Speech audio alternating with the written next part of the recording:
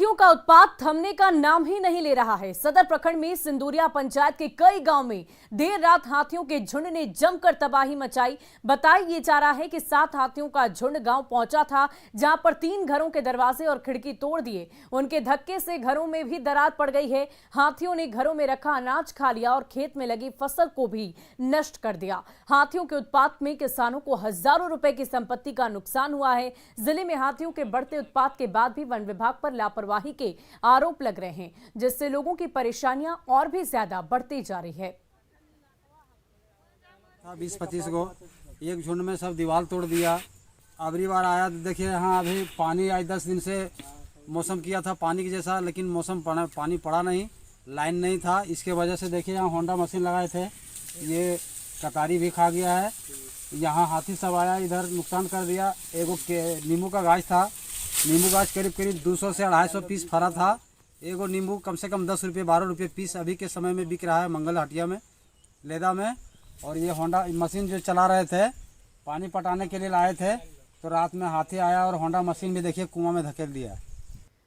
और लोहरदगा में हिंडाल्को बॉक्साइट खदान में चल रहे 172 ट्रकों पर 22 लाख का टैक्स बकाया है, जिसके बाद परिवहन विभाग कार्रवाई के मूड में दिख रहा है। जेम्स पोर्टल से टैक्स और फिटनेस फेल 172 गाड़ियों के लिस्ट मिलने के बाद परिवहन विभाग अलर्ट नजर आ रहा और हिंडाल्को प्रबंधन को भी टैक्स और फिटनेस फेल गाड़ियों की सूची दे दी गई है, ताकि टैक्स और फिटनेस फेल बॉक्साइट ट्रकों से लोडिंग बंद कर दी जाए।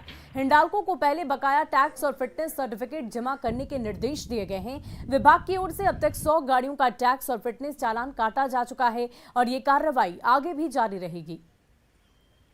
विभाग के द्वारा अभी जेम्स पोर्टल के माध्यम से अभी हम लोगों को 3 बार में लगभग है जो कि 172 गाड़ियों का लिस्ट है जो कि प्राप्त हुआ है, और उस लिस्ट के माध्यम से लगभग है जो कि 22 लाख रुपए का है जो कि बकाया अभी हम लोगों को शो कर रहा है, जिसमें से हम लोगों ने लगभग है जो कि 100 गाड़ियों का टैक्स है जो कि पेमेंट करवाया है। और हिंडाल्को प्रबंधन को हम लोगों ने है जो उस लिस्ट को भी प्रोवाइड कराते हुए है जो कि उन लोगों को स्पष्ट है जो कि निर्देश दिया है। इस संबंध में है जो कि हम लोग लगातार है जो इन्फोर्समेंट का भी कार्रवाई है जो कि कर रहे हैं। रास्ते में जो भी वैसी गाड़ियां जिनका फिटनेस और टैक्स है जो कि फेल है और वैसी गाड़ियां चल रही हैं, वैसी गाड़ियों पर हम लोगों के द्वारा है जो कि कार्रवाई हो रहा है जो कि उसका है जो कि फाइन काटा जा रहा है।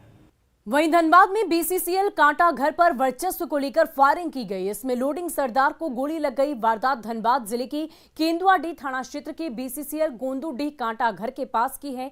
जख्मी शीतल यादव को अस्पताल में भर्ती कराया गया। पूरा मामला कांटा घर पर वर्चस्व से जुड़ा हुआ बताया जा रहा है। आरोप छोटू यादव के गुट पर लगाया गया। पहले भी यहां वर्चस्व को लेकर हिंसक झड़प होती रही है, लेकिन पुलिस पर लापरवाही बरतने के आरोप लगाए जाते हैं।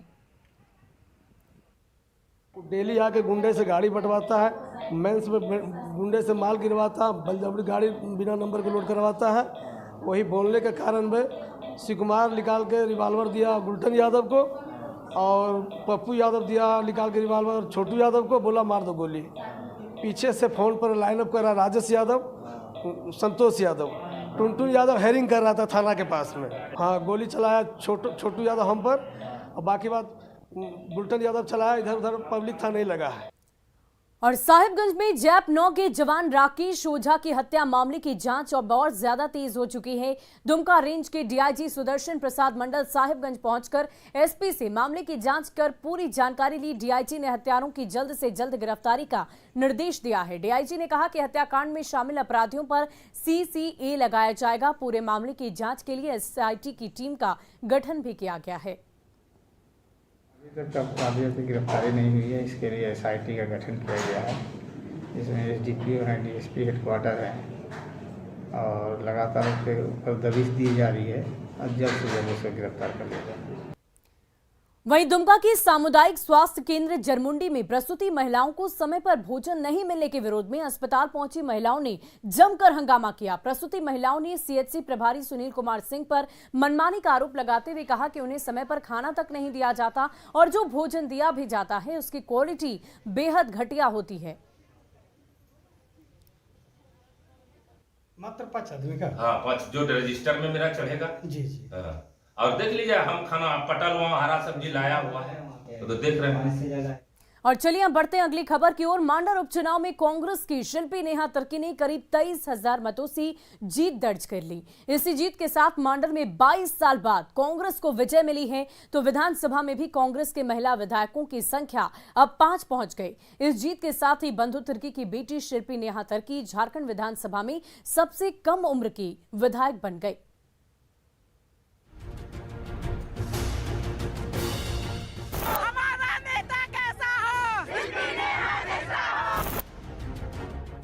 रांची के मांडर विधानसभा उपचुनाव में कांग्रेस ने जीत दर्ज कर ली है।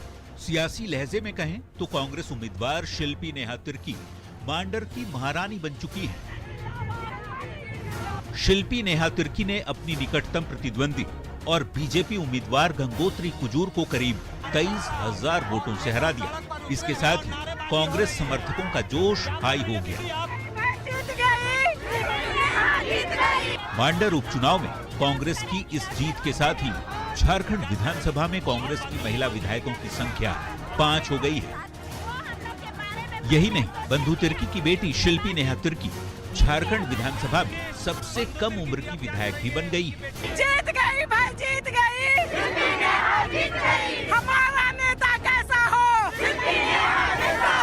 रांची के पंडरा बाजार में बनाए गए काउंटिंग सेंटर पर रविवार सुबह 8 बजे जैसे ही मतों की गिनती शुरू हुई तो लगातार कई राउंड में आगे चल रही कांग्रेस के साथ बीजेपी की टक्कर कांटे की बताई जा रही थी। लेकिन 10वें राउंड के बाद से वोटों का फासला कांग्रेस के पक्ष में बढ़ता चला गया। आखिरकार 21वें राउंड के बाद कांग्रेस उम्मीदवार शिल्पी नेहा तिर्की 23,517 मतों से विजयी घोषित कर दी गई। पहले बीजेपी उम्मीदवार गंगोत्री कुजूर ने हार स्वीकार की और पार्टी संगठन के लिए काम करने की बात कही, जबकि कांग्रेस की विजयी उम्मीदवार शिल्पी नेहा तिर्की ने न्यूज 18 से खास बातचीत में इलाके की तरक्की को प्राथमिकता बताया। मेरा काम वही है तो उनके पास जाना ही है और उनके लिए काम करना है। प्रदेश के उपाध्यक्ष होने के नाते पार्टी का जो कार्य है वो मैं करूंगी, लेकिन जनता के बीच जो मेरा रिश्ता है वो निरंतर जीवन पर्यंत कायम रहेगा और उस पर काम करेंगे। With power comes responsibility. बहुत रेस्पॉन्सिबिलिटी मेरे कंधों में आने वाली है, मगर मुझे मालूम है, मुझे पूरा भरोसा है कि मैंने जितना भी मेरा शिक्षा रहा है, अनुभव रहा है और बाबा के गाइडेंस के द्वारा मैं बिल्कुल 200% अपना दूंगी।